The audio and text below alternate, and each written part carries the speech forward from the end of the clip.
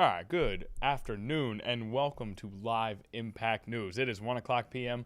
on May 27th. It is a Wednesday afternoon, and we are joined by the People's producer, Nia Campbell, here in the studio. Now, as you can see, while Nia does her customary welcoming wave to the stream, you'll notice that Hunter Forst is in the background there, meteorologist expert, here to give us a local forecast. However, President Donald Trump is speaking at a cabinet meeting right now.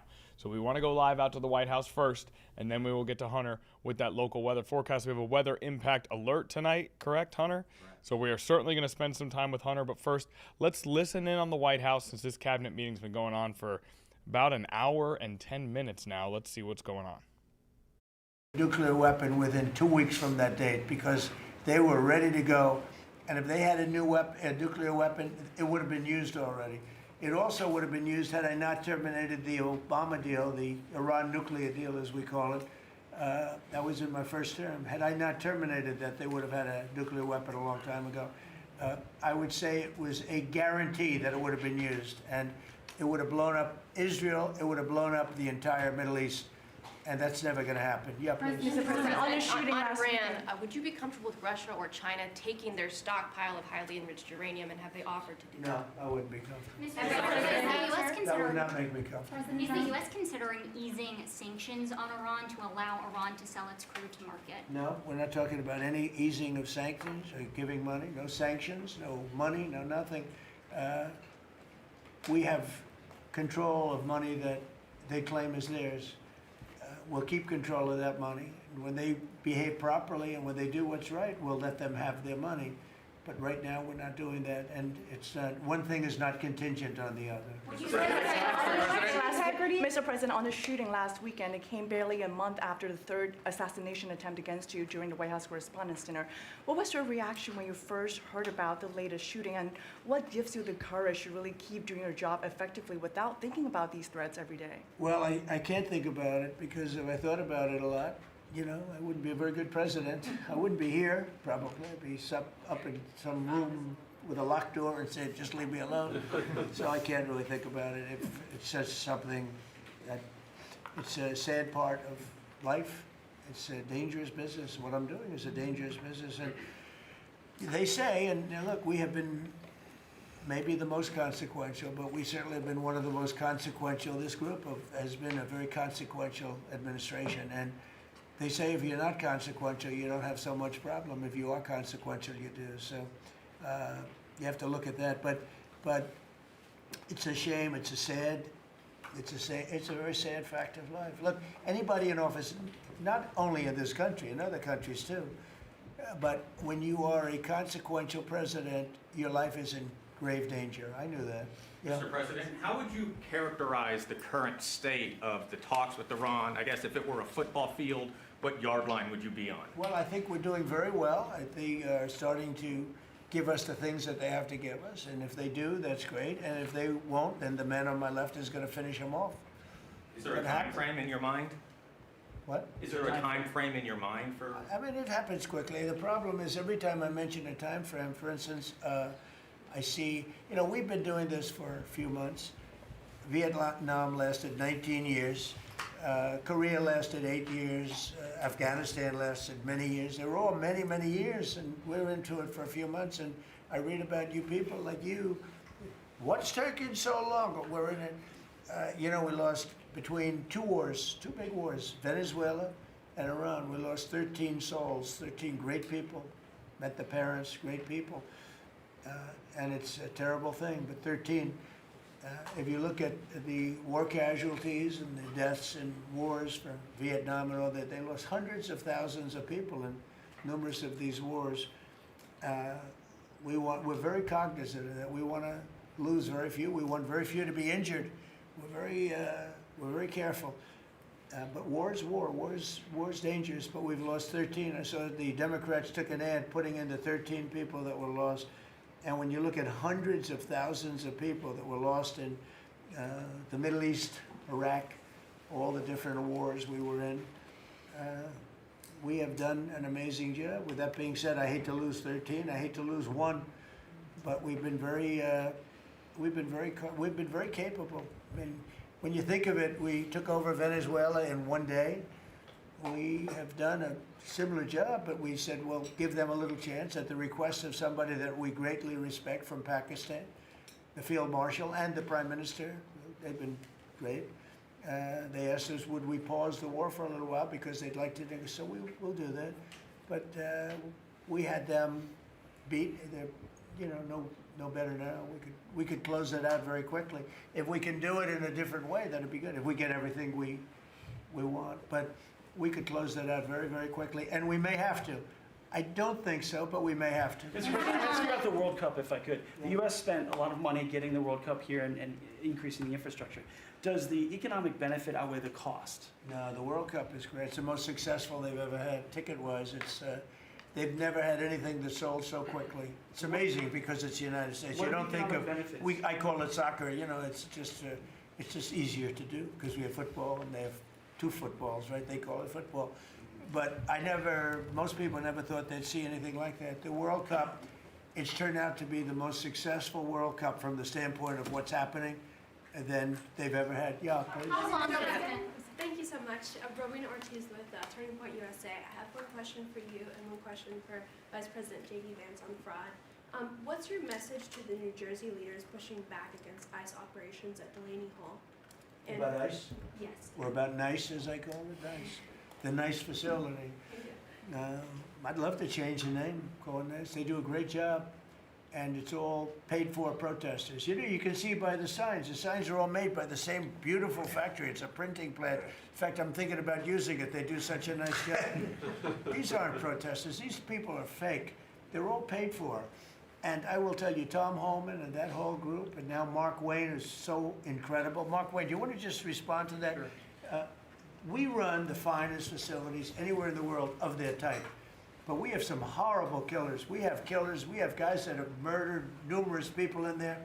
And these are the people they're trying to protect. There's nobody that runs a facility like we do.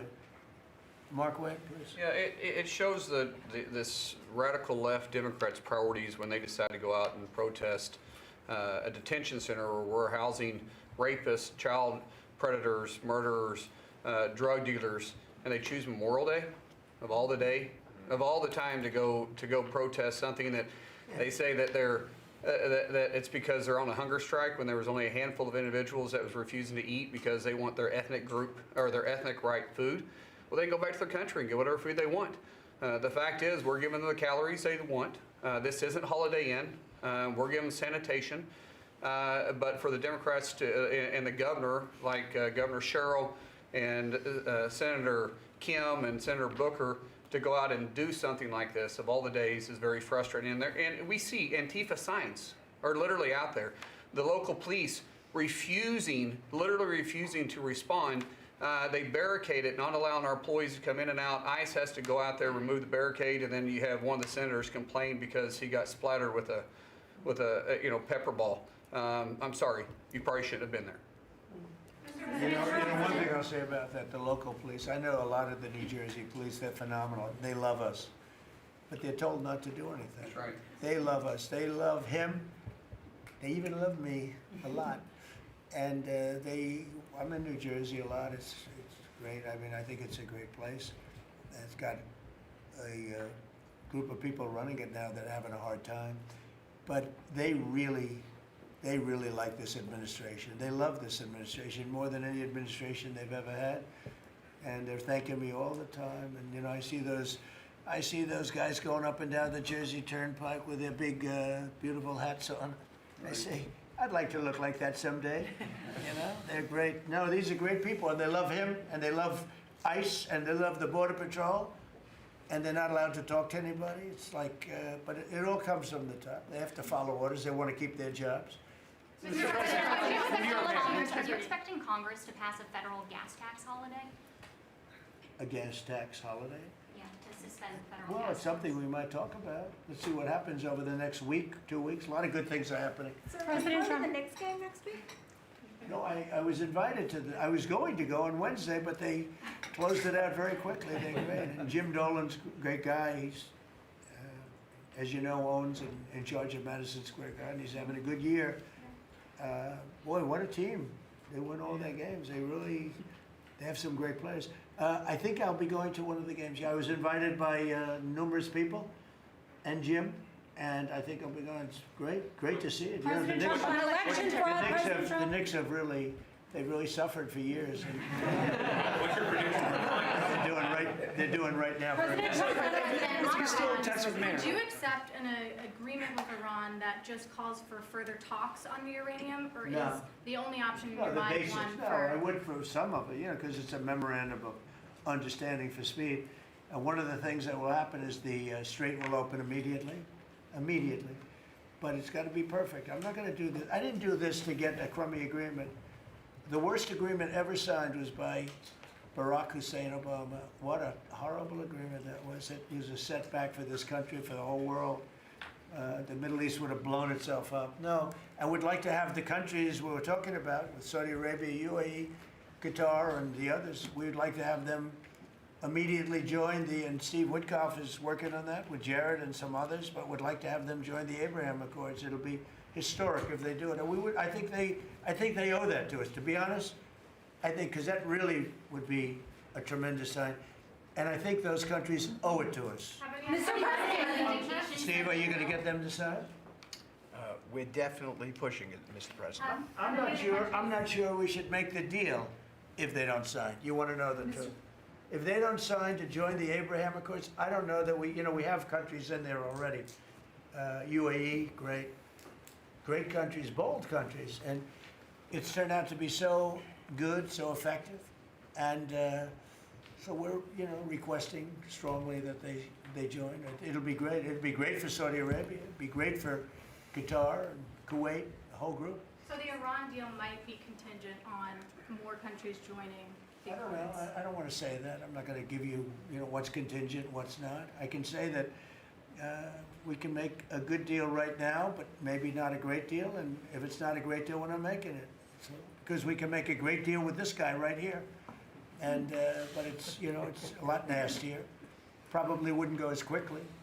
We wouldn't be talking about it as quickly, but it would be foolproof.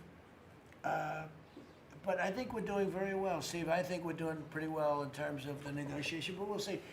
If it's not going to be a real deal, because Obama had that horrible JCPOA, whatever it was the worst deal. It was a path for Iran to have a nuclear weapon very quickly. Years ago, they would have had a nuclear weapon. We might not be here talking about it right now. They would have had a nuclear weapon. And frankly, Obama picked the wrong country. He should have picked another country. I won't tell you what it was. But he picked the wrong country when he picked Iran. But we have things understood now with Iran. It's been nasty. They've lost their leaders. They've lost. And it really is regime change. We didn't set out for regime change. But by the fact that we're dealing with a totally different group of people than we were at the beginning. And frankly, I find them to be much more reasonable. I actually find them to be smarter, but I find them to be much more reasonable. This is regime change. One regime is gone, another regime is gone, we're dealing with the third. Pieces of it, because some of them are gone too. And I find them, I think, how can you have a stronger regime change than that, So I do find that. I'd like to thank you all very much. We're doing great. Our country is doing fantastically well, and this group of people is outstanding. Thank you all very much. Thank you, Mr. President. Thank you, Mr. President. Thank you very much.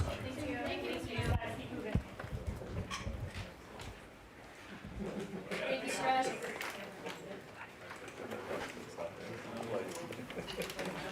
See with the war guys with good hair over there.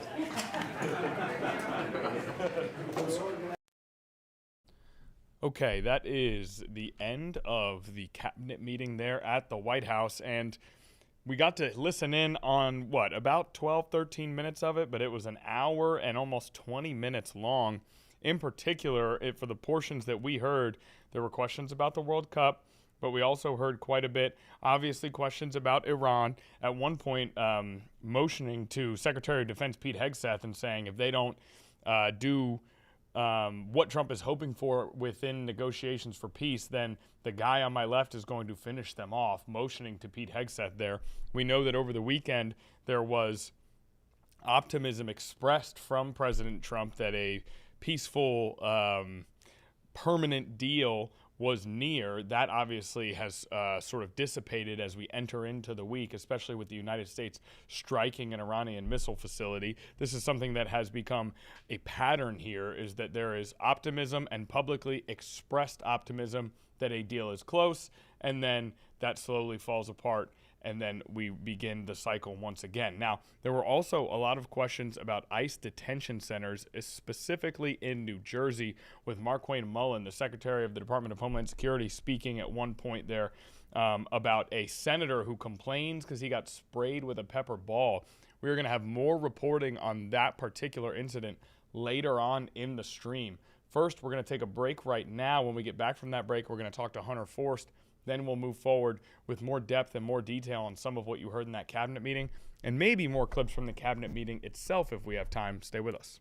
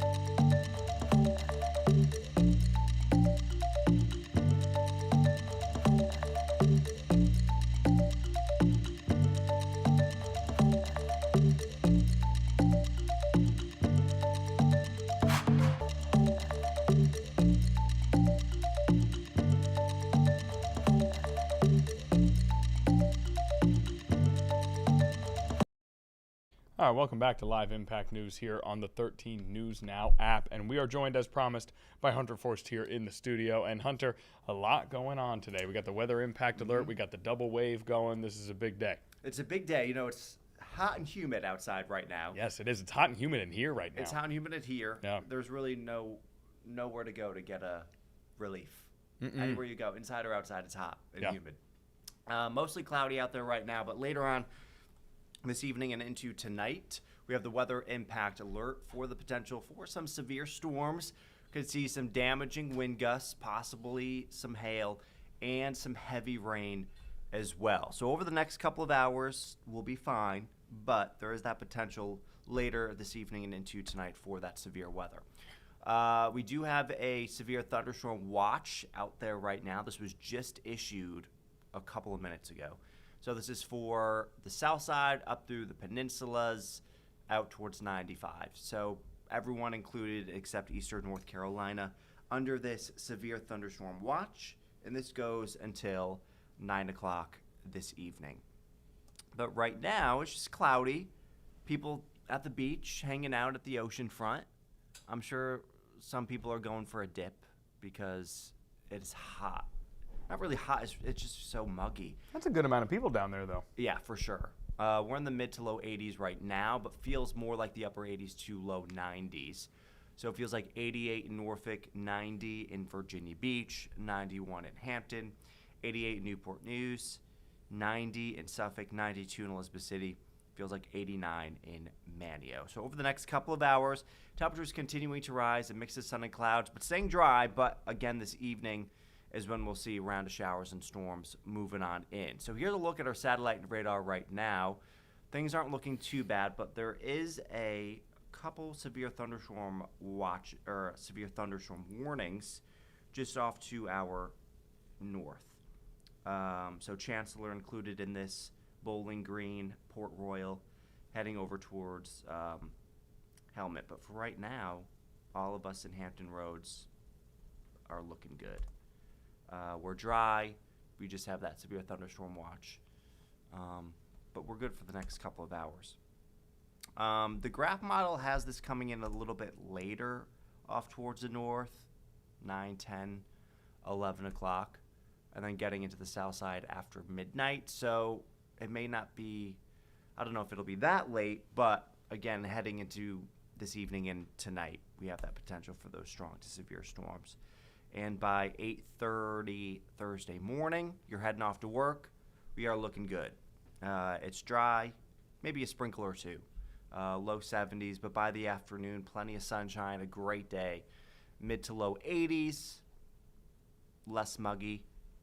Heading into Thursday evening, we're in the upper 60s to low 70s. And then by Friday, it's a cooler start to the day, upper 50s to low 60s, but not too bad. It's going to be a beautiful Friday, mid to upper 70s. Plenty of sunshine. Any Friday night plans, we are looking good. Dry conditions. So it's really just this evening where we have that highest rain potential for the rest of the work week. Right now, level 2 out of 5 risk there in yellow. So that's for much of the south side up through the peninsulas, Eastern Shore, Tappahannock, Richmond, under that level 2 threat, and then a level 1 threat for pretty much just eastern North Carolina. So the higher the risk or the higher the threat, the higher the likelihood of you seeing a stronger to severe storm. But in terms of rainfall, as we go through the rest of today and into early tomorrow, could pick up, a half an inch to maybe an inch in a few spots, depending on where the heaviest of rain ends up. But a little bit less the further south you go into eastern North Carolina. But rain chances after today staying low.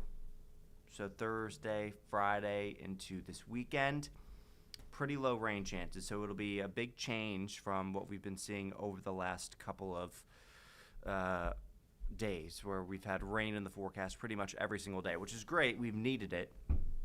But as we head into the next couple of days, and especially this weekend, low rain chances. So any plans, it should be looking good. Upper 60s tonight, you know what that means. AC cranking. 69 in Norfolk, 68 in Virginia Beach tonight, 68 in Franklin, 67 in Cape Charles for your overnight low, 67 in Newport News, 69 in Hampton, 72 in Hertford, 72 in Kill Devil Hill, 72 in Windsor. Another look at tomorrow. Not bad. Maybe a shower in the morning, but overall things looking pretty good for our Thursday. A little bit cooler, upper 70s to low 80s. A mix of sun and clouds, staying clear into Thursday evening. And then by Friday, we're even cooler in the mid to upper 70s. But this weekend is looking really nice. That weekend has really rounded into form. This is not, we did not know if we would get this at the beginning of the week. And it has really, I would even say, Naya, Hunter was not here Monday. He wasn't here Tuesday. All of a sudden, Hunter arrives, and we've got a nice, sunny, balmy weekend here. Right. So we appreciate your blessings. I really try. You don't just try, you do. I do. I don't try, I do. At some point during your forecast there, you said, any plans Friday? And you kind of phrased it as a question. I assumed you were asking Naya. She didn't get a chance to answer. So if we want to go ahead and throw that question to Naya here now. No plans this weekend. No plans this weekend. It'll be a Okay. good weekend to just relax and chill, Yeah. but outdoors. Right. Maybe read a book by the Ooh. pool. Oh. that sort of Yeah. thing. Any particular book that you're reading right now? It is by Kennedy Ryan. Okay. It's called Before I Let Go. Fiction or nonfiction? Fiction. Okay. The book Naya was reading previous to the one she's reading now was actually an autobiography of me and Connor's life. Believe it or not. I have not seen a dime from that autobiography, but it appears as though we are having some sales. Correct. Have you been getting the publishing? I on have. that? It's been going to me. Okay, feel free to Venmo me half. Oh, it's okay. Okay, thank you. And we have that thus concludes our first ever episode of Naya Campbell's Book Club. Amen. That was lovely. That was really good. And of course, be aware tonight. We kid around, but that weather impact alert coming this evening. Just make sure that you can use all of our resources on 13 News Now Plus, the app, to prepare yourself for this weather, to get up-to-date information on this weather. And is there anything else that we need to know, Hunter, before we let you go? We're good for the next couple of hours, but again, this evening, tonight, chance for some strong to severe storms. Want to be careful with that. But by tomorrow, Friday, into the weekend, we're looking good. Excellent. That is great. We will see you tomorrow on Live Impact News. Yes, you will. All right, sounds good. Hunter Forrest, everybody, helping us out with a forecast that is going to include a weather impact alert tonight and then a slow progression towards a really beautiful weekend. As for us here on Live Impact News, we're going to make a slow progression towards a commercial break. When we return, some more of that news coverage from really a lot of events that happened earlier today. No live events on our feeds for the time being, so we'll go over some of the major headlines from earlier when we return.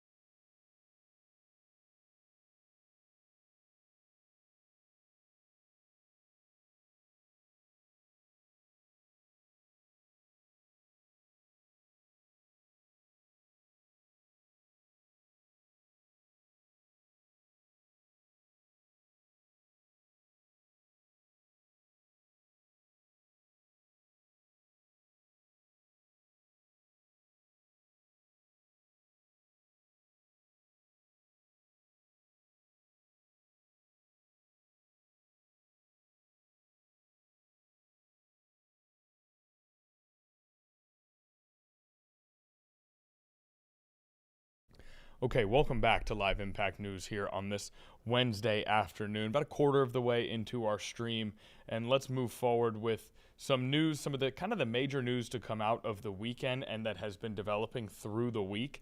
As you'll see, there was another press conference / protest, really a press conference more than anything else, that happened just before we came onto the stream, actually.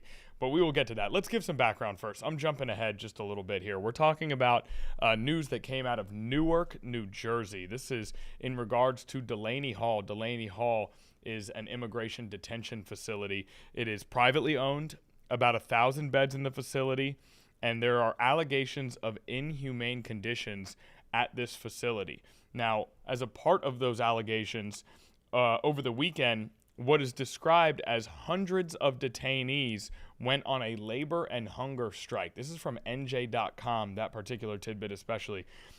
Roughly 300 was the follow-up information that we received over the course of our research here. Roughly 300 detainees went on a labor and hunger strike.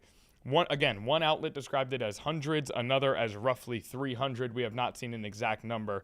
And that strike is to protest what they describe as poor conditions. Now, the Department of Homeland Security has denied the fact that there are poor or inhumane conditions in operation at Delaney Hall, the detention facility.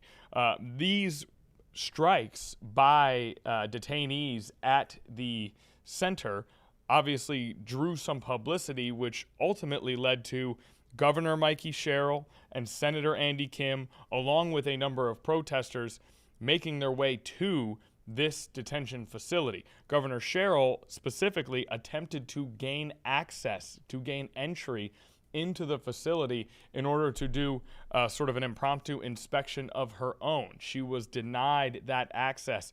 Over the course of the protests, pepper balls were sprayed into the crowd, and Senator Andy Kim, a United States Senator from New Jersey, ended up being affected in the face or eyes by those pepper balls or debris from those pepper balls. And you could see some of the video here that we're going to show of him sort of getting his face treated for whatever it is that's affecting him. There it is right there, a great play by Nia Campbell. There you see Senator Kim sort of looking to hold back the crowd as what appear to be ICE agents are sort of rolling through the street on one of their trucks. So you're getting a sense at least of just the chaos combined with the issues that are sort of surrounding this Newark, New Jersey detention center. Now, an update that we just heard that I already alluded to, President Trump and Department of Homeland Security Mark Wayne Mullen both spoke on this during the snippet of the cabinet meeting that we were watching there. President Trump alluding to protesters being fake and paid for, right? So again, making statements, these people are fake, they're all paid for. Based on context clues, it seems as though he's alluding to the protesters. He also said that they run the finest facilities anywhere in the world. Mullen chimed in, lamented the fact that these protests took place on Memorial Day, and then he described it as a handful of individuals refusing to eat because they weren't getting specific food. He said that they could go back to their country and eat whatever they want at one point. He spoke about the senator complaining because he got sprayed with a pepper ball and then stated that maybe that senator should not have been there. And then Trump saying that he knows a lot of New Jersey police and they love him. So mentioned by President Trump and Secretary Mark Wayne Mullins, and again, a denial from the Department of Homeland Security that there are inhumane conditions. That comes under the context of the hunger and labor strike from detainees in the facility who are alleging that there are poor conditions. And again, Governor Mikey Sherrill denied entry into that facility. Senator Andy Kim affected in the protests during the crowd containment procedures by ICE, including shooting pepper spray balls into the crowd. So that is the foundation upon which we move forward here. First, we're going to play a soundbite from Governor Sherrill at the protests that occurred over the weekend. Let's listen to that first. Everyone, regardless of your status, should be treated with dignity. Making sure that you make your doctor's appointments, that you get your medication. We're having reports that women who are menstruating have to ask every time they need products. Yeah. That's humiliating. That's not the type of dignity we want people treated with here in New Jersey or anywhere in this country. Okay, so more insight from Governor Sherrill there into exactly what some of those poor conditions may be. Next, we're going to play yet another soundbite from Governor Sherrill, but this is a few days removed, very early this week, from those protests at a scheduled press conference at the office of the governor in New Jersey. Let's listen once again to Governor Sherrill a few days after those protests. When you pepper spray a United States senator, you are not working to keep people safe.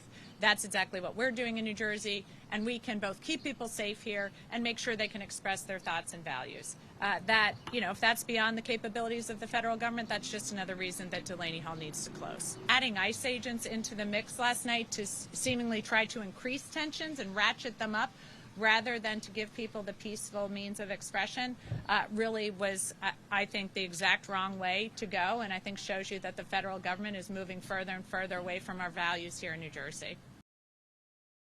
Okay, Governor Sherrill again, this time with a more specific update even on what happened with Senator Andy Kim, and insinuating that ICE agents brought into that sort of protest area to further instigate issues. Now we are going to hear from a ICE detention center press conference in New Jersey that happened just really moments ago. I mean, this was ongoing even when we first started our stream, and really ended not long before we did weather. So this is from today. This is updated to today, a press conference in New Jersey regarding ICE detention centers. Let's listen in on that now. Persistent flu with phlegm that won't go. Urinary tract infections, fever and coughs, medical care issues. If you're sick, you have to submit a request that takes 2 weeks to be answered, or you never get a response at all. Nurses refuse to treat you right away. They only prescribe Tylenol for all ailments. The nurse's exact words were, and I quote, "We're not a pharmacy," end quote.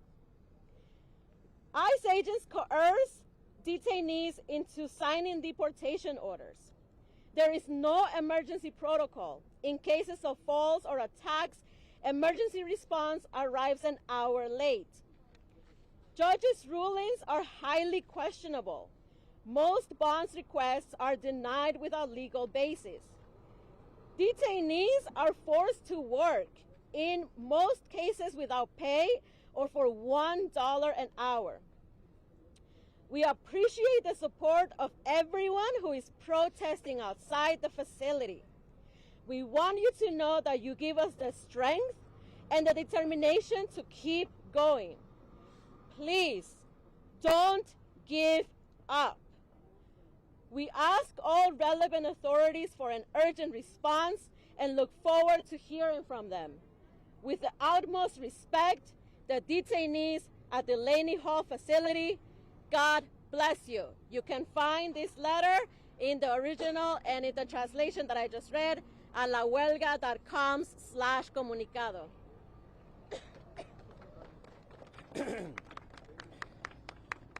We want to make everybody aware that right now ICE and GEO Group are coming after our constitutional rights, regardless if you're a citizen or a non-citizen in the state of New Jersey.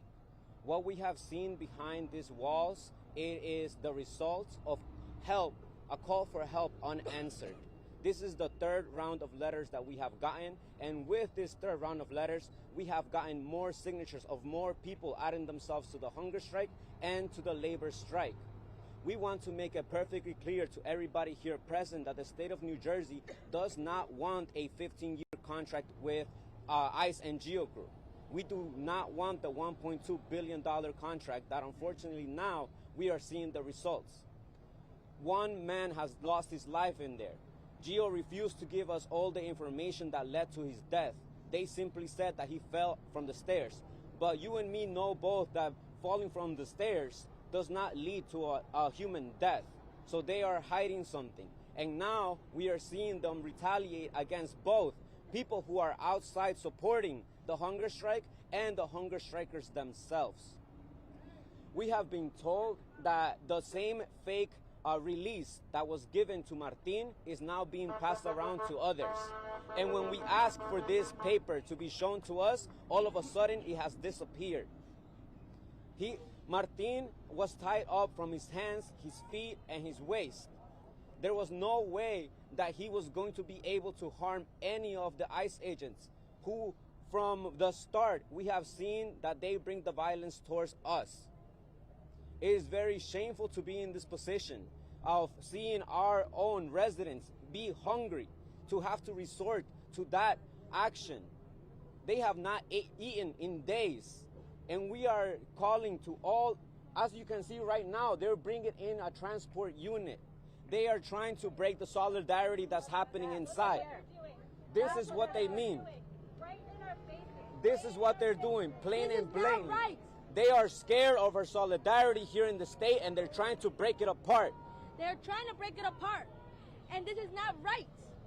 But this is not going to stop us. It's not. They have already said that they will continue with the hunger strike, and not only that, this is happening across the country. Today, it is the 8th day that people in Adelanto, California, who have their loved ones also detained, are also doing a hunger strike. This is a call for help at a national level, and we cannot go ignoring them. We have to face the truth, no matter how ugly it is, and no matter how bad it is. We are living testament that Geo Group, it is a devil in our community that does not respect the laws and does not respect our values. And we can't wait for the day that this place is shut down.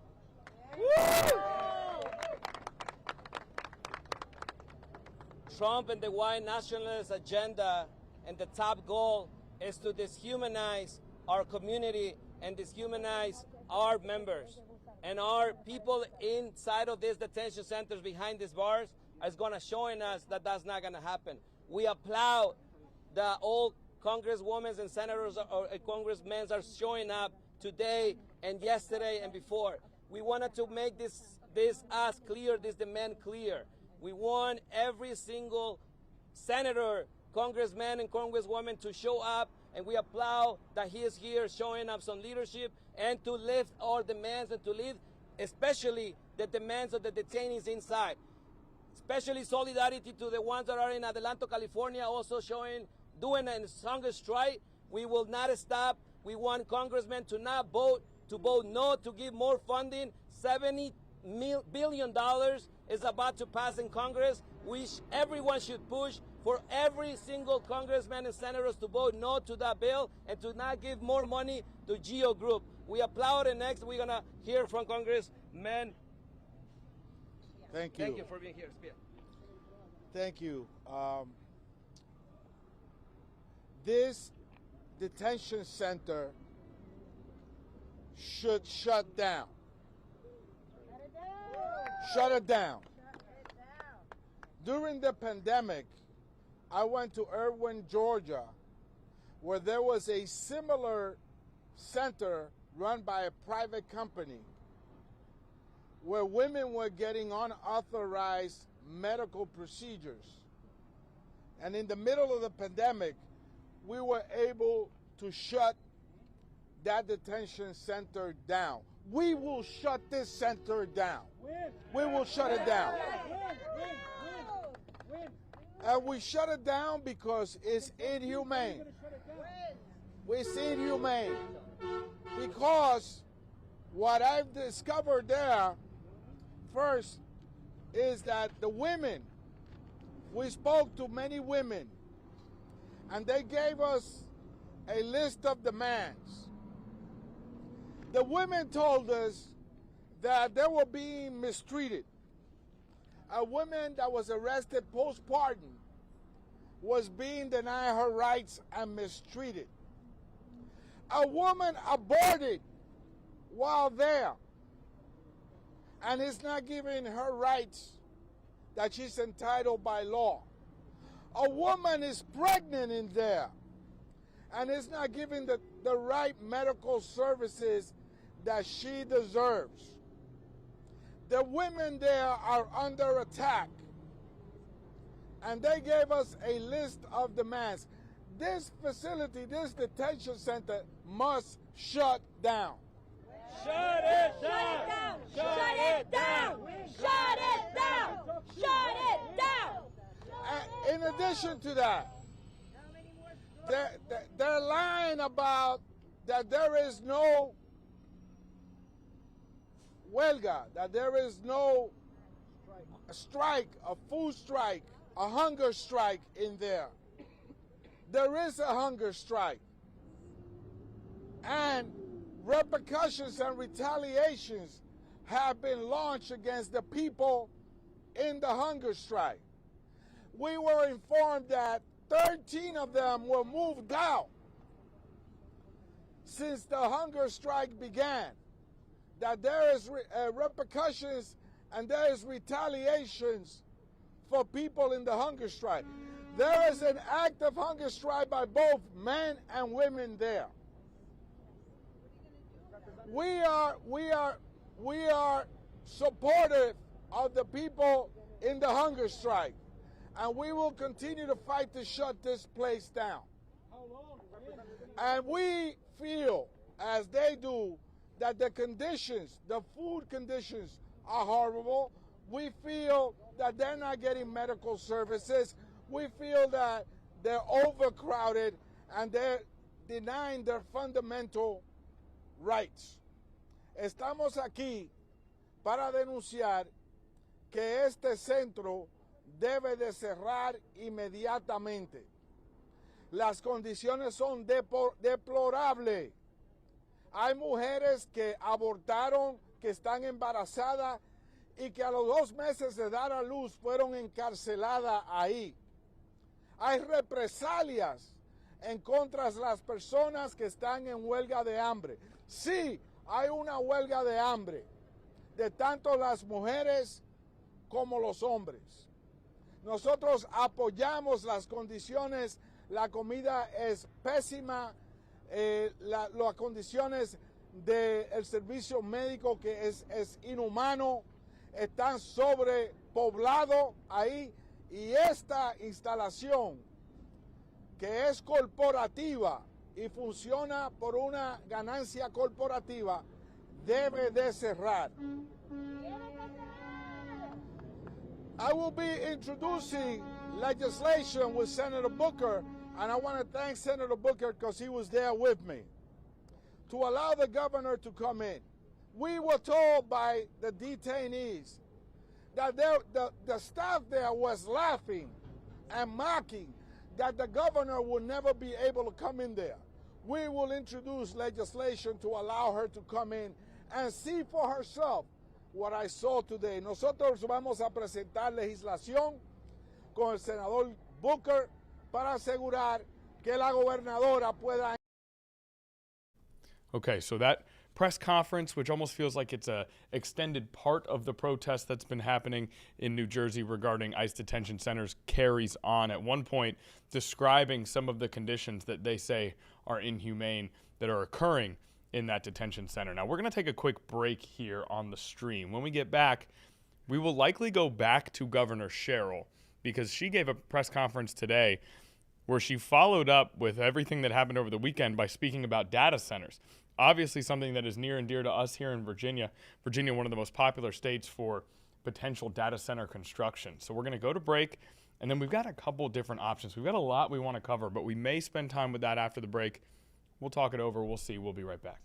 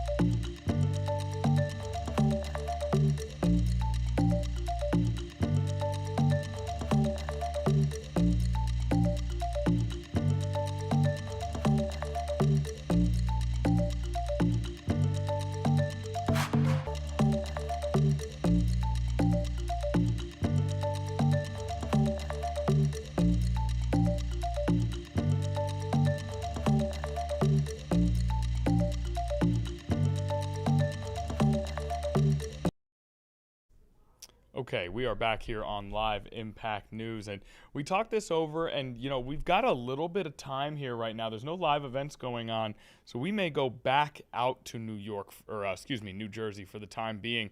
Let's revisit where we just were, and we'll continue to monitor everything going forward here.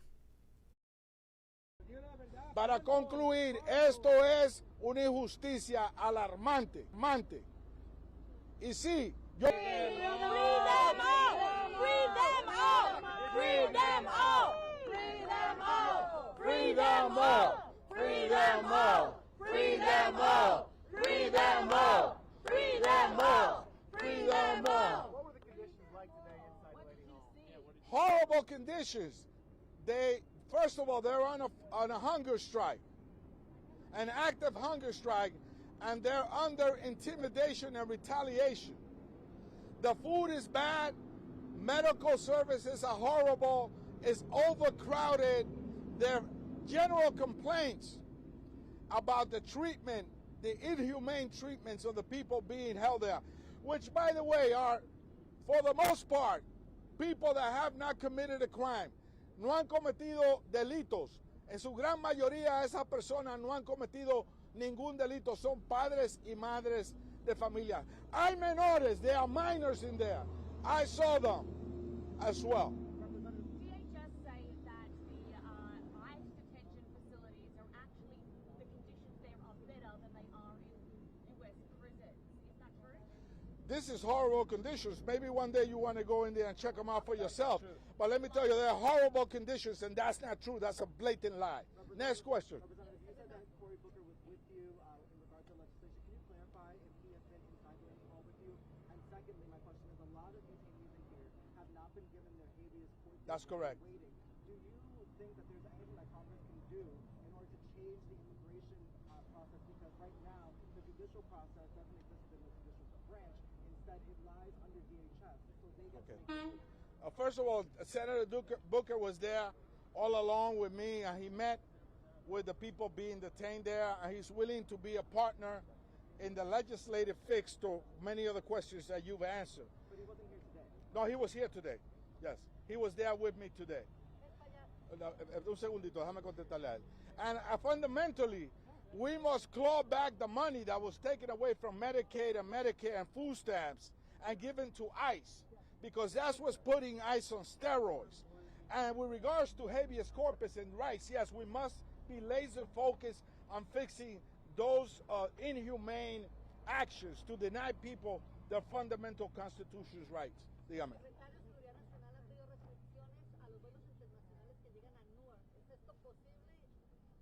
Yo creo que está completamente confundido. Yo creo que es importante que los aeropuertos sigan funcionando debidamente, incluyendo el aeropuerto de Newark, y realmente lo que él está causando es un caos fabricado por él y nadie más.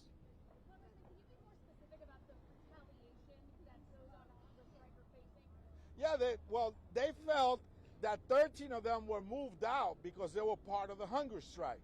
And they told us that they have been warned directly by personnel that works here that they should not be engaged in a hunger strike. So there is retaliation, direct retaliation against the people being detained here.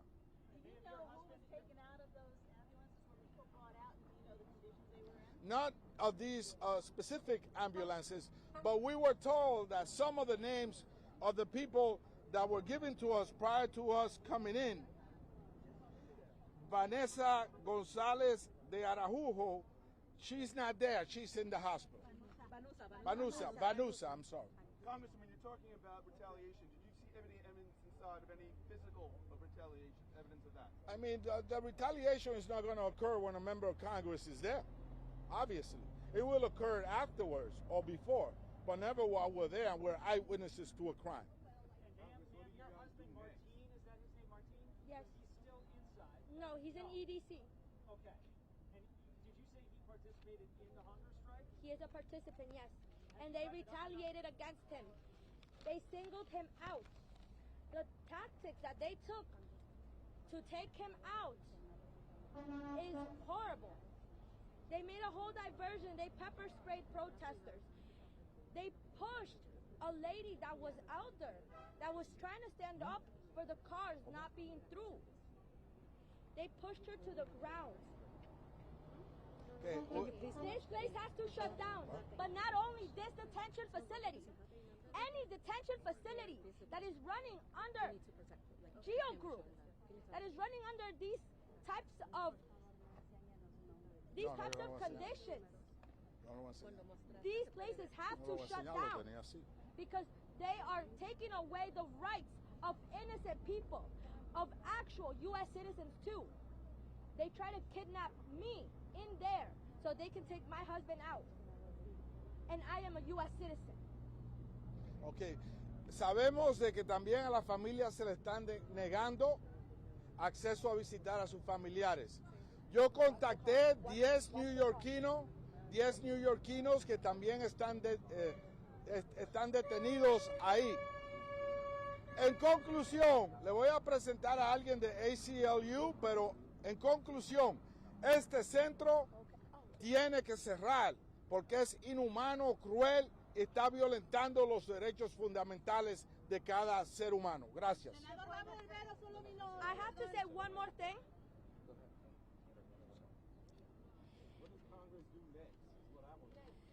One more thing that is going to change because the first day on Friday when the rally started to help these detainees, they singled out my husband to take him with 6 agents that only speak English into the management office.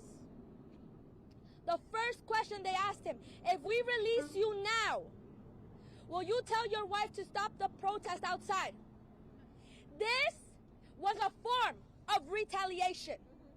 They are looking to do harm to innocent people. But we are not going to stop this because we are going to make change happen. Because we are going to stand and we're going to make them answer and comply with the order of release that they promised them. And we're going to fight for every single one of those releases. Free them all! Free them all! Free them all! Free them all! Free them all! Free them all! Free them all! Free them all! Okay, there you have it. That, again, it feels like a press conference that is a part of the protest, and you can see Delaney Hall behind the group that is gathered there at those microphones, reports that hundreds of detainees are on a labor and hunger strike due to what are claimed to be inhumane conditions. Those conditions denied by the Department of Homeland Security. We'll see where things go from here. Also, Governor Sherrill denied access to that facility as she was hoping to inspect it herself. Okay, let's take another commercial break here on Live Impact News. When we get back, we've got a cabinet meeting, more from Governor Sherrill, and a live event getting set up in Elizabeth City. All of that coming up next.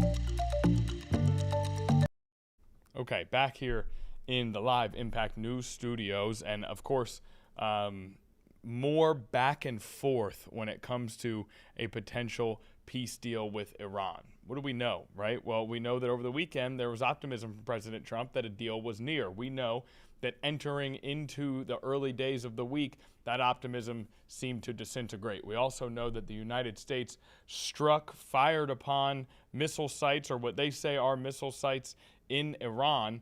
But this is still being described as a ceasefire despite Iran pledging retaliation. So this has been somewhat the pattern. The missile strikes sort of maybe break a little bit of what was the pattern, but the optimism followed by the falling apart of negotiations has been a pattern that we've gotten used to over the last 2 months. However, Secretary of State Marco Rubio was with Donald Trump in the White House cabinet meeting today.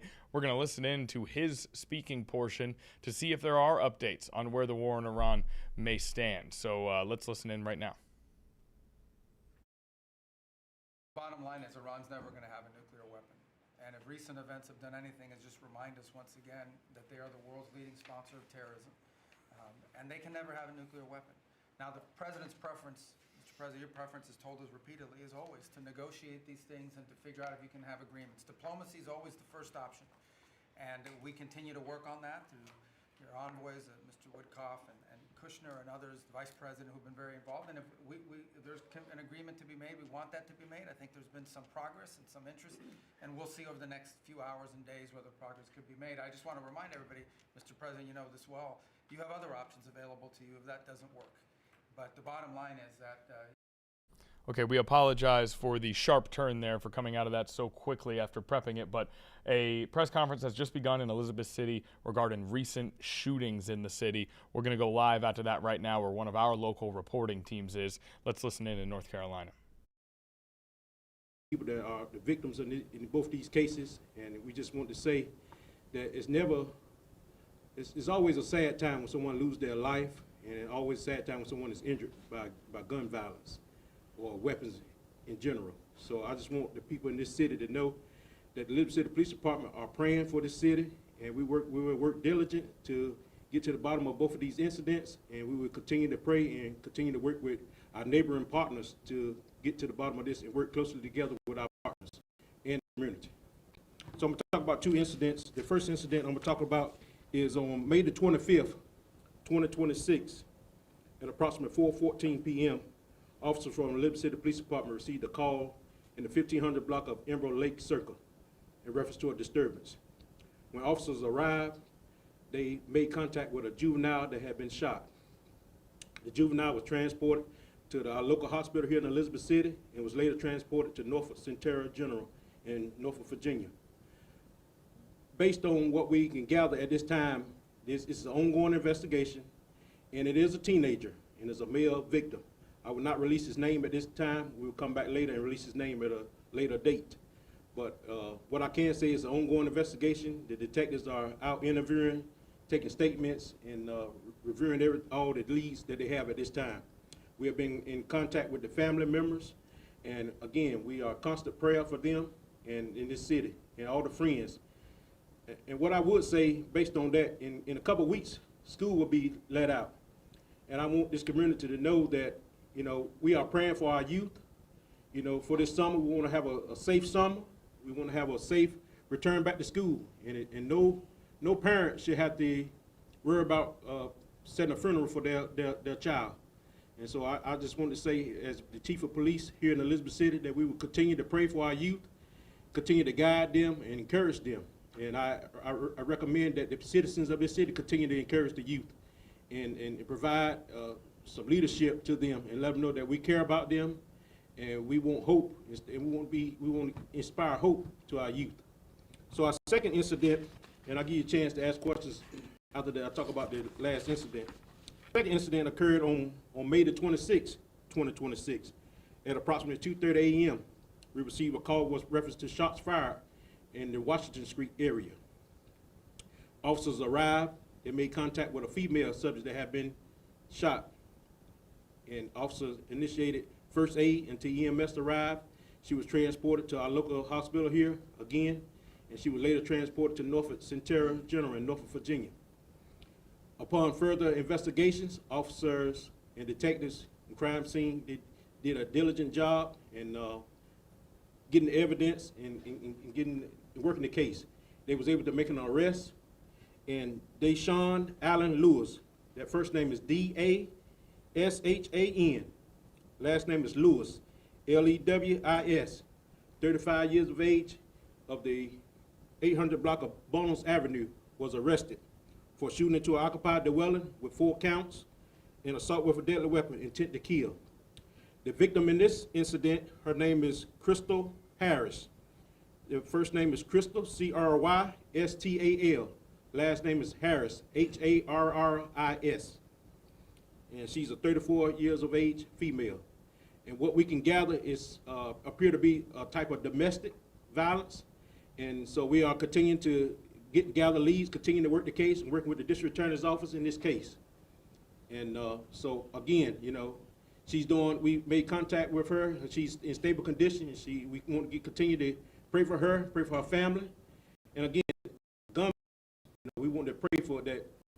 Our prayer is that people use guns wisely and in a safe environment. And we just continue to pray for both families. So before I take some questions, what I can tell you, since January of this year, we have recovered about 37 firearms in this city. And what I can tell you, those 37 firearms have saved lives, because the more guns we get off the street, the more people we are helping, preventing for any types of incidents. So I will continue to be proactive and working with the community and community leaders and doing what we can to make this city as safe as possible. Any questions? Chief, with the second incident that happened, I guess yesterday on the 26th, the gentleman is charged with shooting into an occupied dwelling. So does that mean he was outside and the victim was inside the house? Correct. They have any relation to each other? They were telling me that both the people were well known in that neighborhood. What I can tell you, it appeared to be a domestic violence issue, incident, and we're still gathering information. And the one that happened on the 25th where the young man was shot, was that a self-inflicted gunshot wound? What I can tell you is ongoing investigation. We're still taking leads, taking statements, and once we get in a position that we can release more information, we will. Audio from dispatchers indicates that the young man was shot in the eye potentially. Do you know, is that true? Well, what I can tell you is, you know, I won't make a statement on that because we're still in investigation. It's still ongoing, and I don't want to do anything to jeopardize this case. You mentioned that no family should have to, plan a funeral for their child. The child did not die. So what I'm telling you is that victim did succumb to his injuries. Okay, so 15-year-old has died. Yes, sir. Do you know when specifically he died? It would be in the early mornings of yesterday, early mornings from the incident.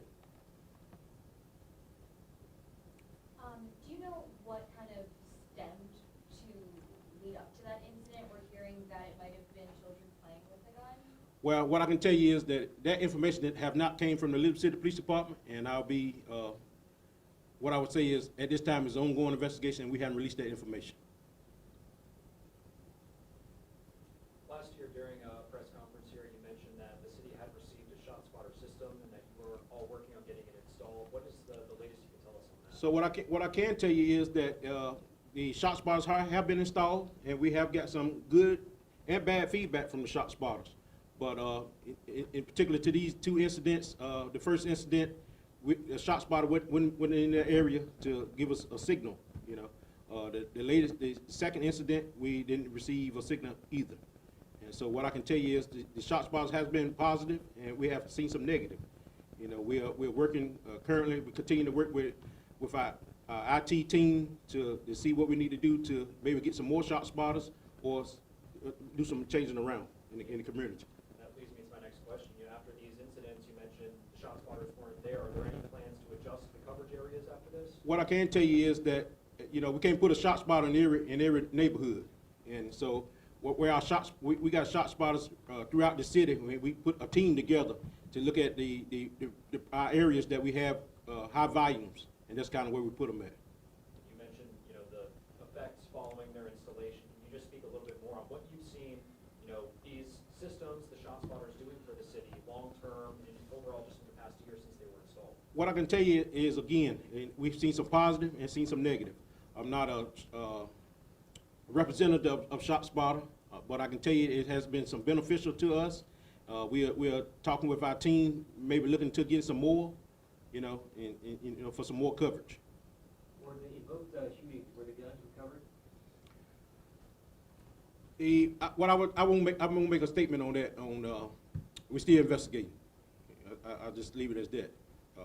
I can tell you that we recommend that people secure their firearms if they have firearms. I believe in firearms, but I believe they should be in the right hands and taken care of. And so what I can tell you is that I just think that we just need to be mindful of our firearms, and adults, should be in position to make sure that the firearms are in good standards and in good positions. Given that the young man who was killed on Monday was a 15-year-old, I'm assuming he was a local high school student. Do you know, is the school district doing anything? Like, are they bringing in counselors to help students? So what I can tell you is that he is a student in the school system, and they have had some counselors and had some, reaching out, talking, interviewing other students, and they have had some counseling at the school. I understand this is an ongoing investigation, but will you be looking to make any kind of arrest in regards to the death of the juvenile? But what I can tell you is, if the investigation leads to a criminal offense, then we'll be looking to making an arrest. But you can't say as of right now whether or not there was No, some ma'am. kind of... No, ma'am.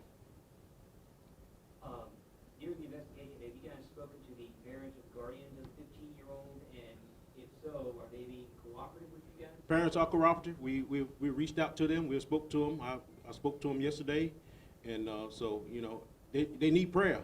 Because no parent thinks that they're going to be planning their child's funeral. So we in constant contact with them and constant prayer with them, and we will continue to be in prayer with them throughout this situation. There was 2 major shooting incidents in 2 days. Is there anything you would say to the community just to kind of reassure them in this time? Well, what I can tell you is we are dedicated in making this city safe on every angle. We put strategic plans together. We bumped up our numbers in officers in this city, and crime is happening everywhere.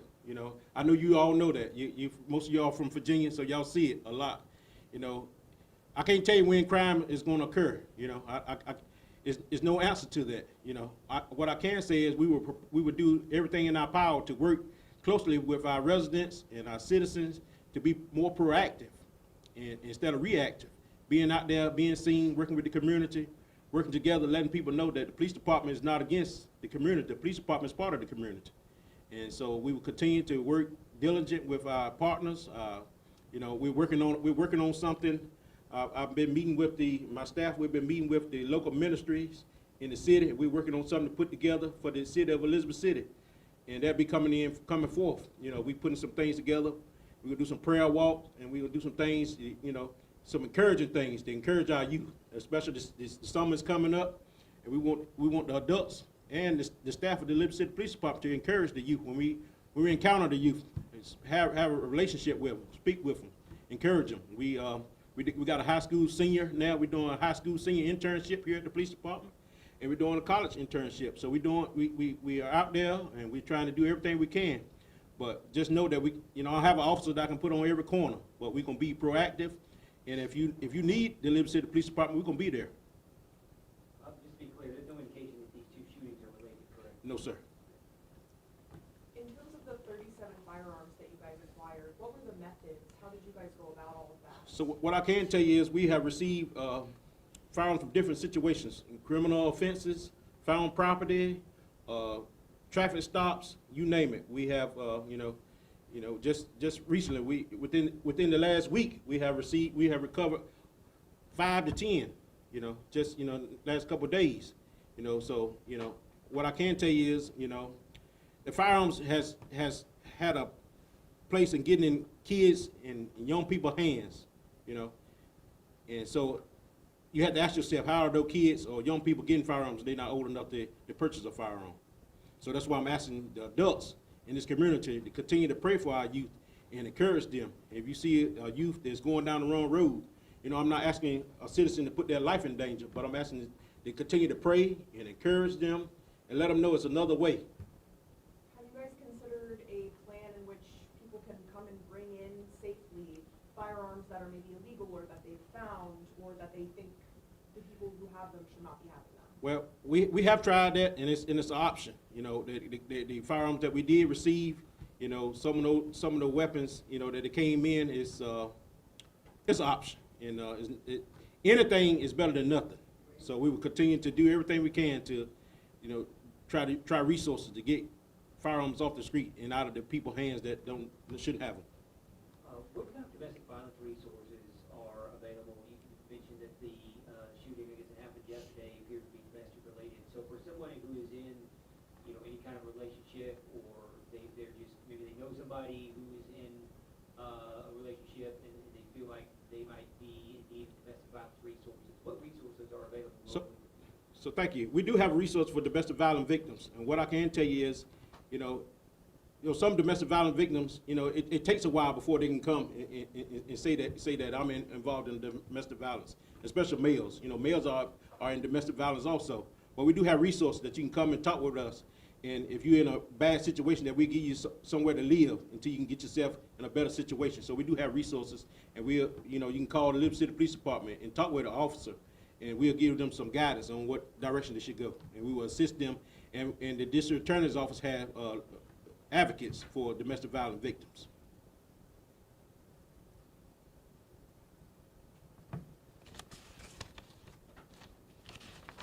Any other questions? Again, thank y'all for being here. I will ask that the community continue to pray for both families, pray for our youth. In the next couple of weeks, school will be letting out. We'll be doing some things for our youth. We just finished a youth academy here at the police department. And so we want to continue to inspire our youth to continue to do the right thing and just inspire hope in our youth, because they are our future. And we don't want to give up on our youth. And so again, thank y'all for being here.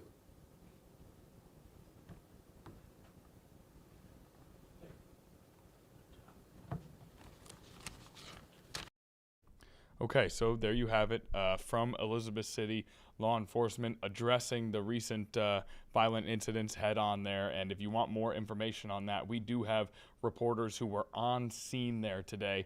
We'll have Brianna Fallon coming up at 4 o'clock, 5 o'clock, and 6 o'clock on 13 News Now with a full recap, more detail, more insight. And so look forward to that if you want more information. There's also more information on the incidents themselves on 13newsnow.com. As for us here on Live Impact News, we are going to take a brief commercial break. There is an event setting up that looks likely to feature Abigail Spanberger. It has not begun yet, but it is in the process. So we may go to that. We also didn't get to spend much time with Marco Rubio as he began speaking about the war in Iran during that cabinet meeting. A lot still to cover when we come back on Live Impact News.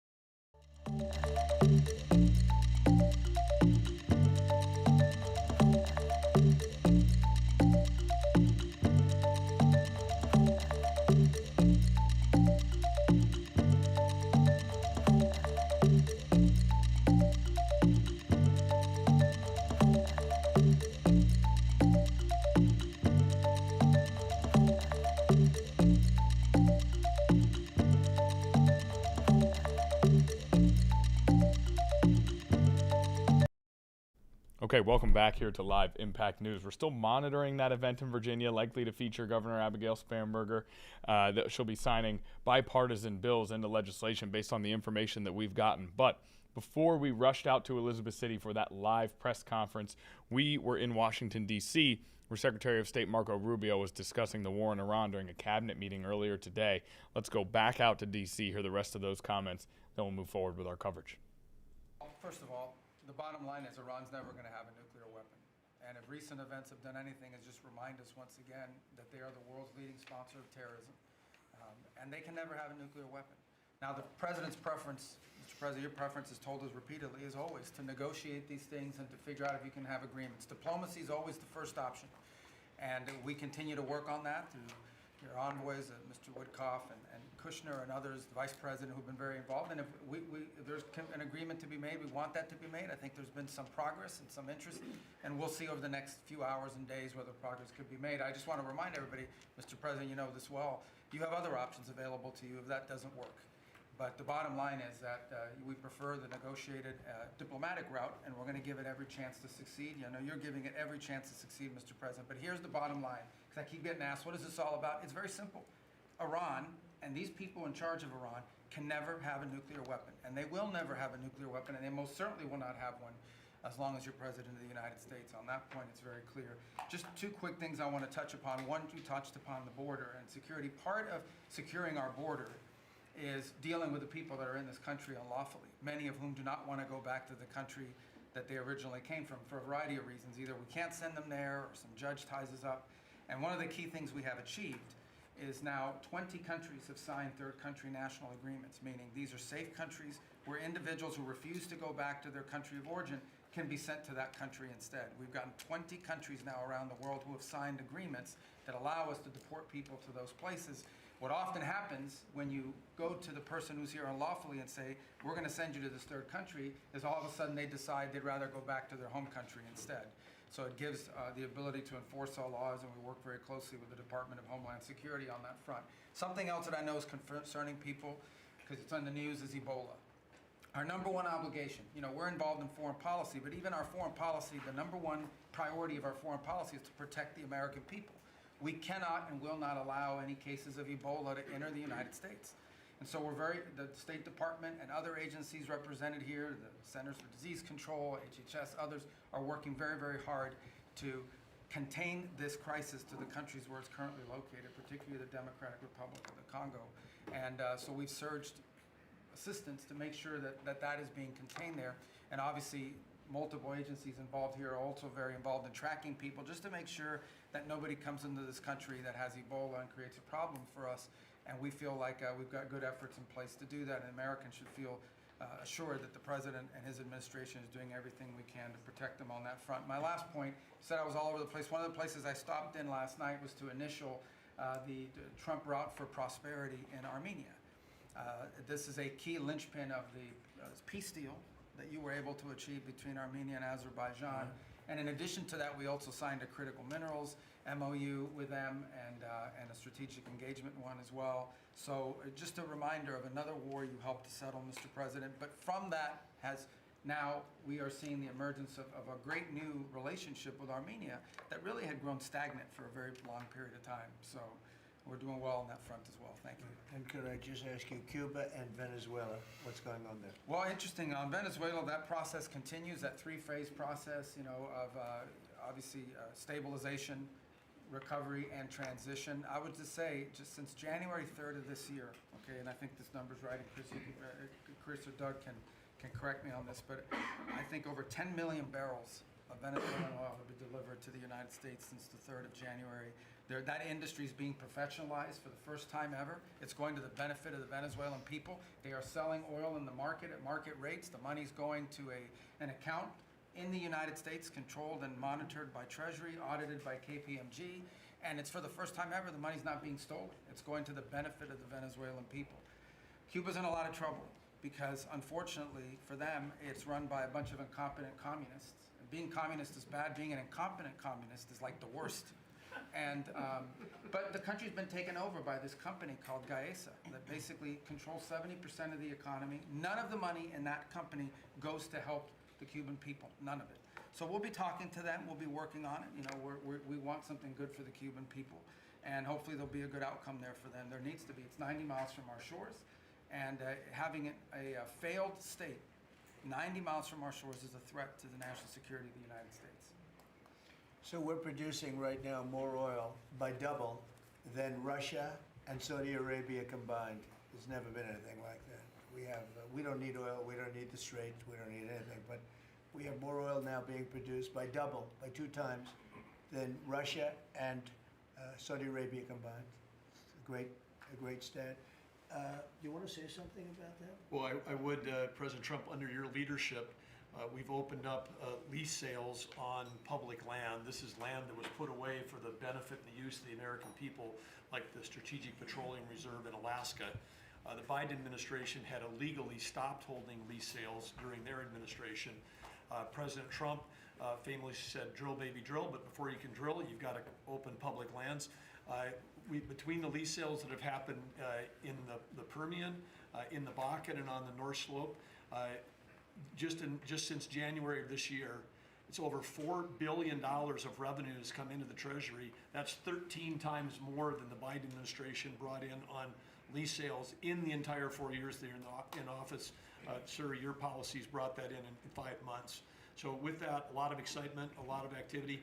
We also inherited, just in one district in Carlsbad, New Mexico, 5,600 unprocessed applications to drill for oil and gas on public land. And when we're drilling on public land, those companies pay a royalty, and that money comes to all of our citizens, and it goes to local school districts, and it goes to states. It is the core of the economy in parts of our country. The team down there working for the Department of Interior, Bureau of Land Management, has dropped that by 91%. It's one of the reasons why they had a record lease sale. It's because now people go, I can bid on federal land and I'm going to get a permit to drill, and it's not going to take me 5 years to get it. I'm going to get it in a month or less. And so it's exciting to see your vision, and of course, with this energy dominance. Okay, so that cabinet meeting ongoing, but the opportunity to hear from Secretary of State Rubio in the midst of the up and down situation with Iran, negotiations ongoing for that deal. You heard the first sentence that has kind of become a tagline here that he said when we joined that cabinet meeting: Iran will never have a nuclear weapon. That does seem to remain a sticking point or a negotiation point of some kind, as does the Strait of Hormuz. Now, we actually are going to head straight out to Minneapolis, where city council members are reacting to the police chief resigning. Obviously, Minneapolis in 2025, the site of a massive amount of internal turmoil, chaos, and eventually fatalities as ICE infiltrated the city. 2 American citizens were killed during that immigration enforcement and mass protests across the city. There also have been major fraud investigations in Minneapolis and Minnesota that have unveiled some rather large fraudulent scams that has been announced even here just in recent days by the federal government. So now we head back to Minneapolis as city council reacts to the police chief resigning. Let's listen in. Reports and work with us on identifying the leadership for the police department and the Office of Community Safety together and collaboratively.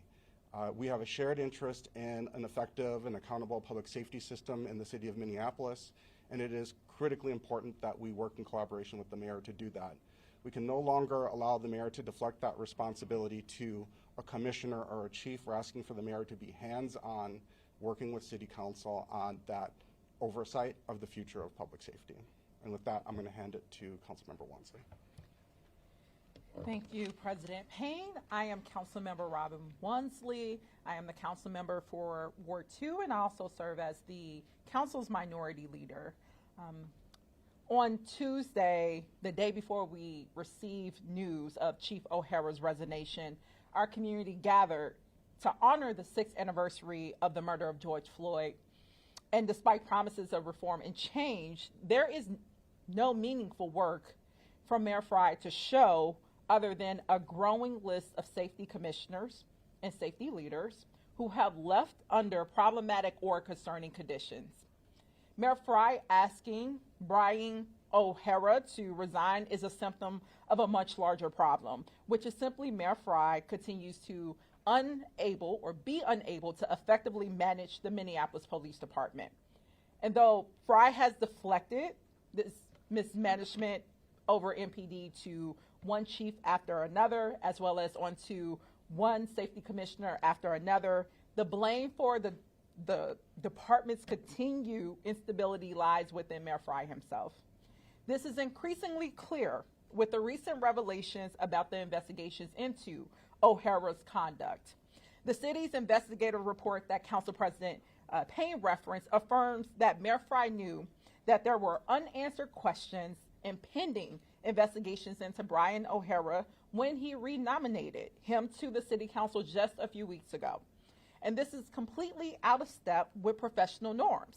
In cases where the chief of police has serious allegations regarding misconduct, neighboring jurisdictions took immediate action. And we're talking about Metro Transit, Golden Valley, and Rosemount. All of their police departments placed their chief of police on administrative leave once allegations triggered investigation.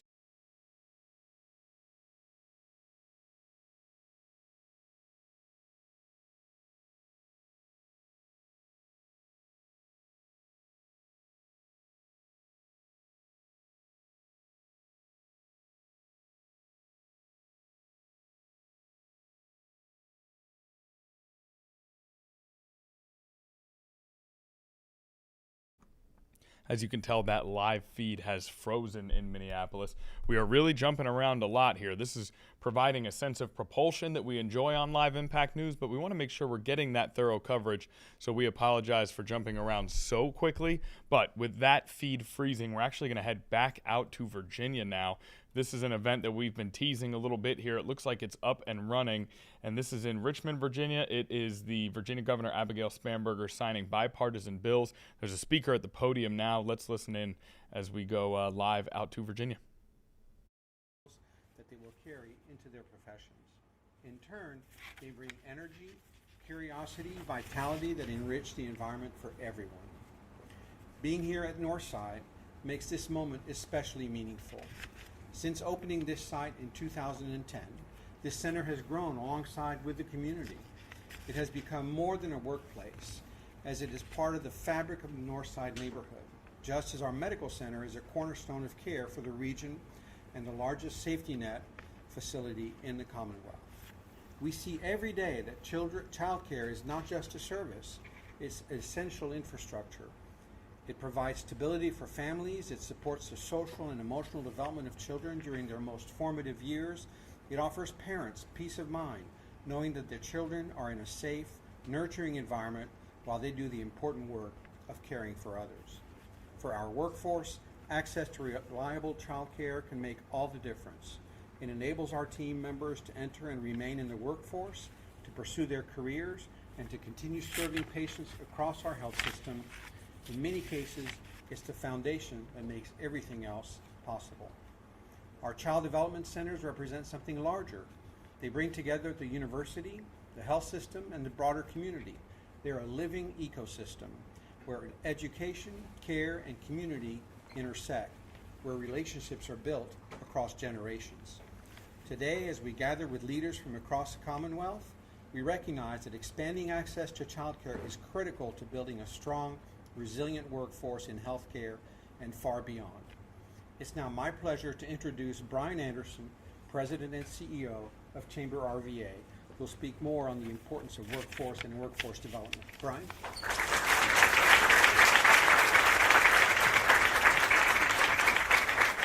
Thank you, Dr. Levy, for not only welcoming us today, but really for all that you and your team do in this market. If you don't know all of the tentacles of VCU as a system, both academic and healthcare, please come visit us. We'll let you know just how important they are to the region and to the Commonwealth. So thank you, Dr. Levy, for all that you all do. Let me start by expressing my gratitude to Governor Spanberger and the members of the General Assembly for your dedication and commitment to Virginia's families. Without you all taking the time and doing the efforts that you all do during the General Assembly and throughout the year, all of us would not have the benefits and the services we deserve and appreciate, so thank you. Now, access to child care is critical in maximizing the workforce participation and increasing worker productivity. And these are two fundamental ingredients for sustaining and accelerating economic growth. Child care enables Virginia families and Virginia businesses to access to a more complete, robust, and reliable pool of labor today, and it supports the first critical step of nurturing the workforce of tomorrow. The lack of quality and affordable health care impacts our economy, our health, our quality of life, and our future workforce. Economically, our collective success depends on strong child care sector. And as Governor Spanberger and the members of the General Assembly are focused on affordability for the Commonwealth, Chamber RVA and many of its partner organizations have been equally focused on economic mobility for those living in the greater Richmond region. Without access to high quality and affordable child care, economic mobility is difficult to achieve. The bills signed today provide Virginia's policymakers with clear and consistent information on funding Virginia's early childhood care and education services and creates a practical, shared responsibility approach to child care affordability, which brings employers and other interested investors together to the table for working families in the state. This is an example of that type of partnership. Through continued championing of smart policies, strategic innovations, and robust investments in child care, you are making real differences in the lives of tens of thousands of children and families, and you're helping businesses, employers, and communities grow and thrive. So on behalf of Chamber RBA's Board of Directors, our 700-member companies, and thousands of employees, thank you again for your leadership. Now we will welcome Delegate McClure, correct?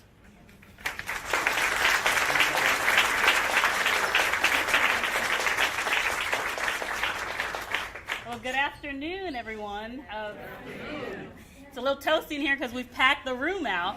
So I appreciate seeing all your faces and friends. It is such a pleasure to be here with you all today as the governor signs a critical piece of legislation that I carried 3 times. So 3rd time's a charm for the Employee Child Care Assistance Program. I'm Adele McClure. I represent the 2nd House District in the Virginia House of Delegates, and I am so honored to be here at this bill signing, not only as a legislator, but as a mom to a toddler. Child care affordability has always been a top priority for me, but that commitment grew for me in scope about a year ago. So last year, I returned to the General Assembly just 8 weeks postpartum.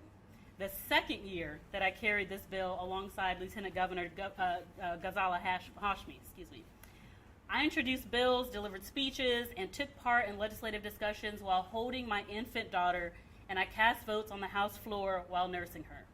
For many of the people in this room, including our governor, you all know too well what I mean when I say that I was sleep deprived and beyond the point of exhaustion. And when session concluded, I returned home and was not able to rejoin the workforce. We couldn't afford full-time childcare. I live in an area with the highest childcare costs in the nation. This experience sharpened my focus because it gave me personal insight into what, up until that point, was largely theoretical for me.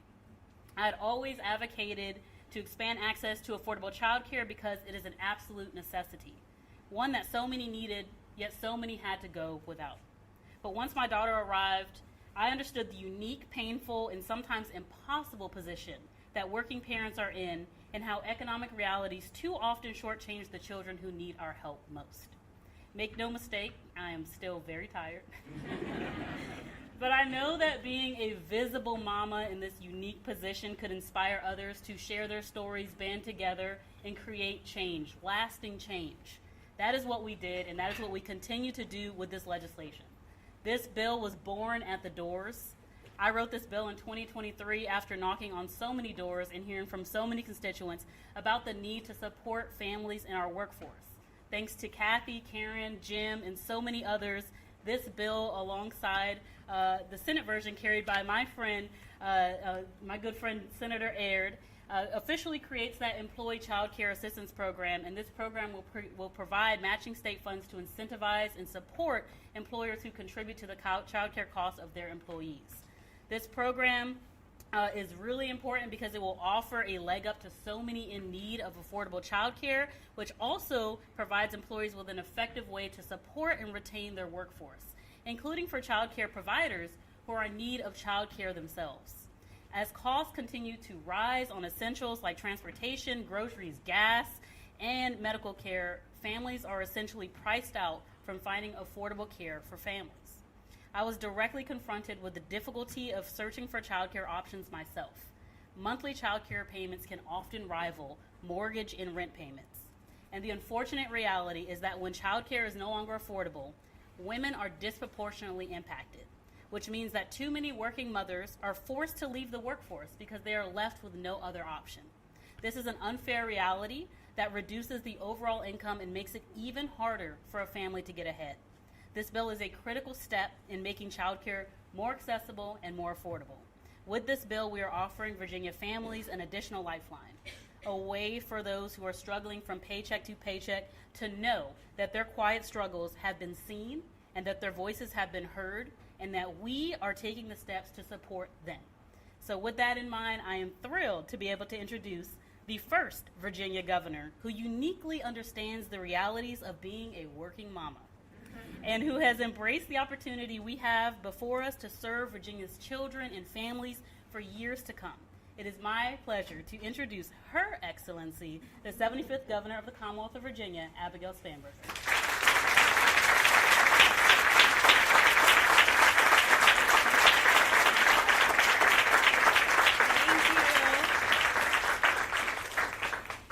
Delegate McClure, as some of the others in the room with older children can attest to, it doesn't necessarily, the sleeplessness comes from other things in the future. We're in final season, and I had a knock at my office door in between meetings earlier today, and it was one of my daughters who came in rushing saying, "My final's tomorrow," and she needed a little bit of help with some of her study guides. So I anticipate a late night today as I help her cram for an exam that she could have planned for better. If she sees this on television, I'm sorry, but it's true. I'm so grateful for the opportunity to be here.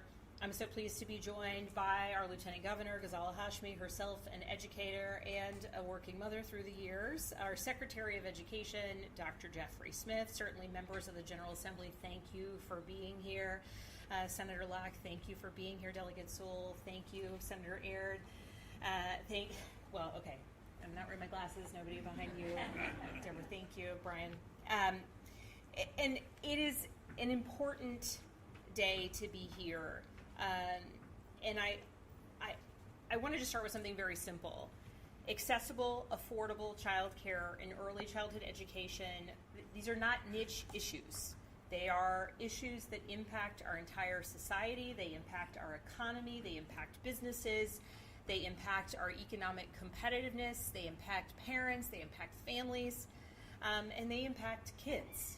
Because when a family cannot afford childcare, oftentimes a parent, and the numbers bear it out, oftentimes a mom drops out of the workforce altogether. That doesn't just create a family budget issue, that creates a challenge for our economy. We are competing against 49 other states for the best talent in the United States and for the businesses that follow that talent. If childcare costs are driving parents out of the workforce, we are losing that competition before it even starts. And the costs are staggering in Virginia. Full-time childcare can run $15,000, $18,000, $20,000 a year. It's constrained by where you live, whether there's a childcare shortage, and frankly, those prices are if you can find an opening.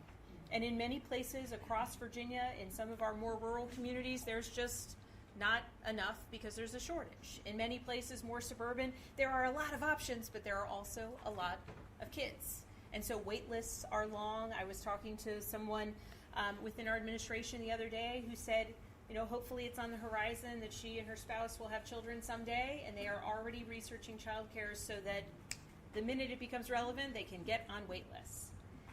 The idea that that is what parents need to do, if you can then afford it, constrains so much of what we could be doing to grow our economy and create more options. And frankly, for so many families, the idea that you are paying more than college tuition or more than a car payment or more than a mortgage to have your children in quality childcare is a larger issue that should impact and does impact all of us, whether we have children who are in the daycare system or not. It is not sustainable, and frankly, it's not acceptable.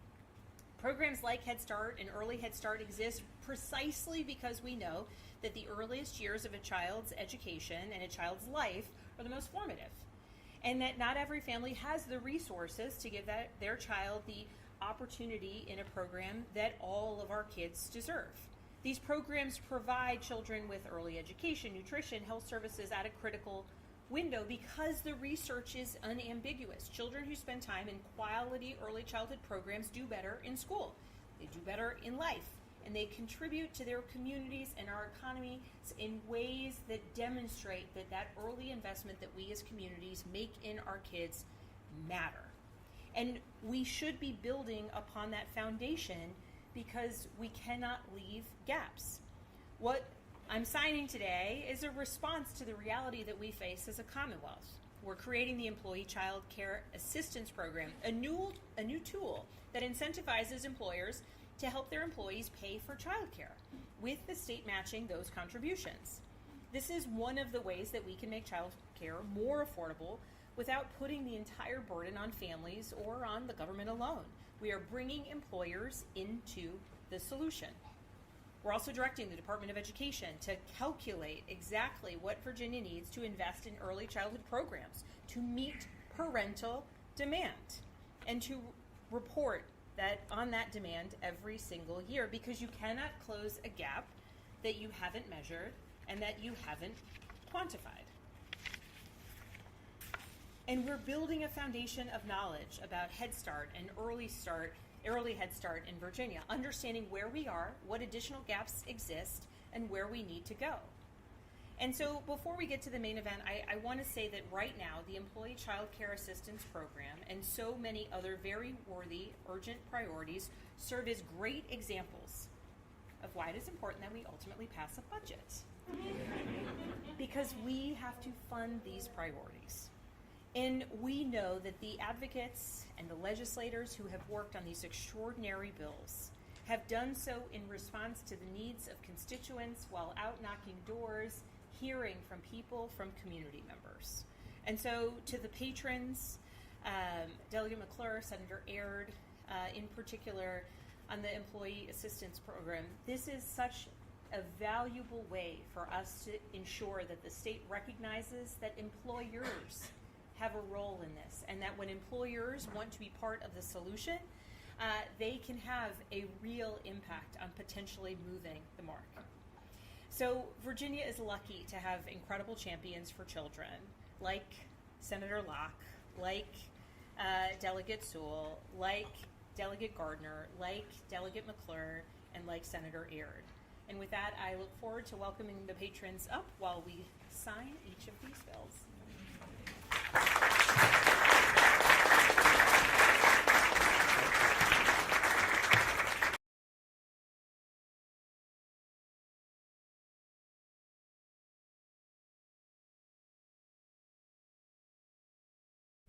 So Governor Spanberger now going to sign those bills into legislation that they talked about throughout the course of that press conference. A number of different speakers there.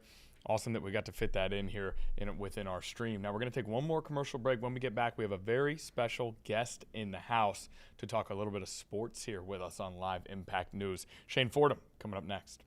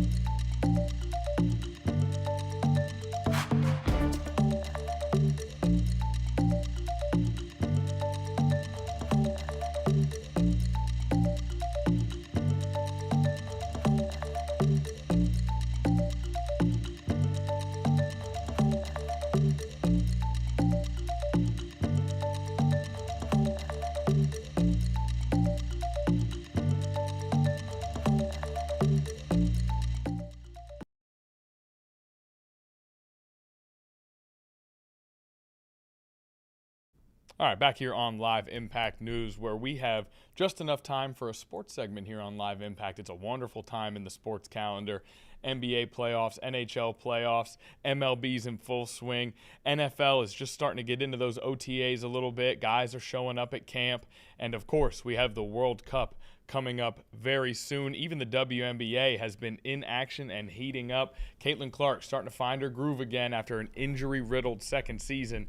And now we bring on Shane Fordham, who has never lost his groove. He's always been in the groove.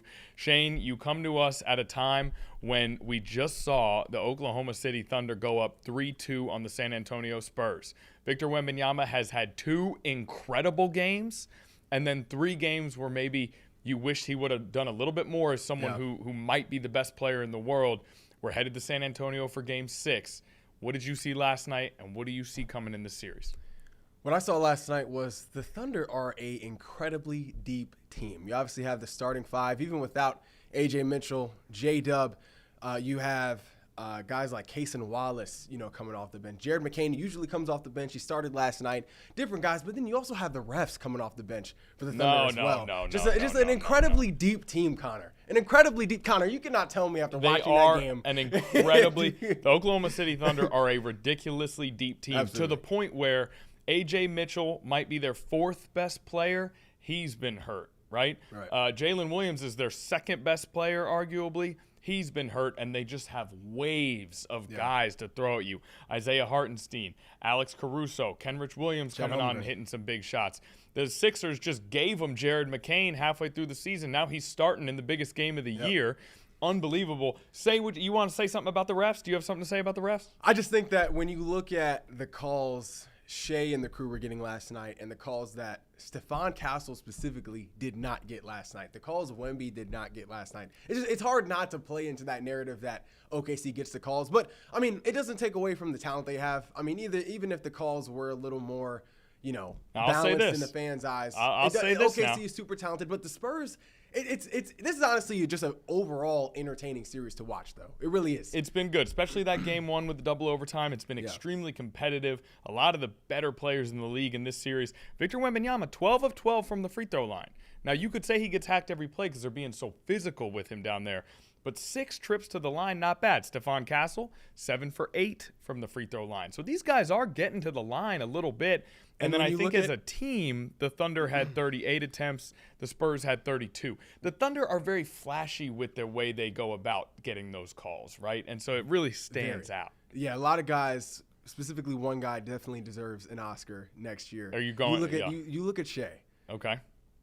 Elite player, obviously, in the NBA. One of the arguably top 2 to top 3 guards in the league overall. But last night, 7 for 19 from the field. 16 free throws last night. It is a lot of trips to the line for Shea. It's a lot of trips to the line. Yeah. So, it's hard not to, when you look at this series, honestly, with how well-balanced this matchup is, because the Spurs have the athleticism to contend with the Thunder. I think that's what gives them such a run for their money. They're a little young. They're but still learning. They have the talent. They have the athleticism. When you look at these two teams side by side, it's hard not to look at the grace that the Thunder is getting when it comes to calls as opposed to I actually thought the foul calls relatively okay in terms of team to team, but a choppy game. The refs did not establish a flow to the game. So we'll see. You got a prediction for Game 5 before we get out of here? Excuse me, Game 6? I hope it's the Spurs.